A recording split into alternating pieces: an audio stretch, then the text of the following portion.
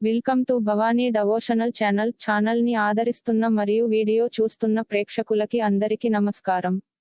మీరు రోజువారీ రాశి ఫలాలని తెలుసుకోవాలి అనుకుంటున్నారా మరియు వార ఫలితాలు, నెలవారీ రాశి ఫలితాలు తెలుసుకోవాలి అనుకుంటున్నారా? ప్రతిరోజు మీ యొక్క రాశి ఫలాలు తెలుసుకోవడం కోసం ఛానల్ ని సబ్స్క్రైబ్ చేయండి.